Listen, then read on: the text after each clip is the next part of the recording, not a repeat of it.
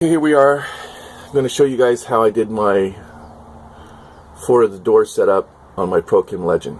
First off, if you notice these two cuffs over here, this one right here is too high. It worked out okay, but if it would have been any higher, it would have interfered as the lid compresses down. It would have interfered. You see how this one over here is where it's supposed to be. I didn't know. This was when I first did, and the drill kind of moved a little bit and went up. So make sure that when you drill the tank that your cuffs are just low enough so that it fits underneath the lip. Now, this is a ProKim waste tank, and right behind those two ports is where the stock waste tank basket was. So I just, that's what I did. Now, the front of my machine, this is the stock entrance, okay? I plug it with a plug, okay? So that it doesn't suck through there anymore. I run those two hoses, okay, down to the side of my machine, right here to my Y. Can you see that Y? This Y is a 2-inch by 2.5.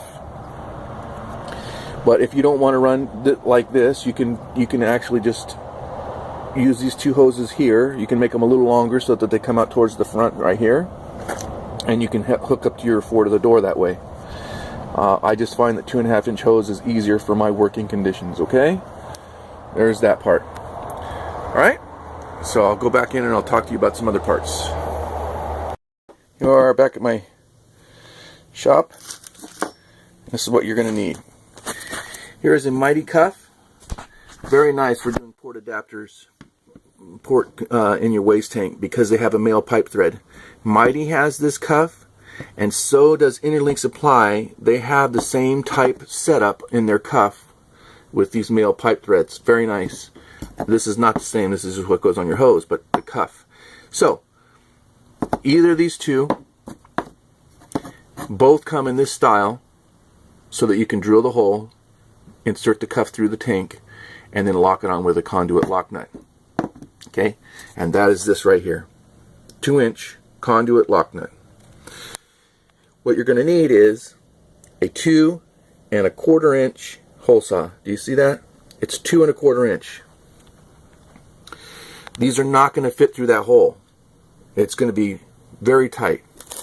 So what I suggest is, let me set this camera up here.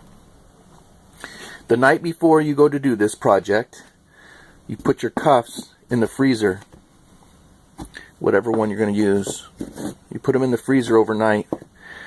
And I used to keep the cuffs in the freezer all the time.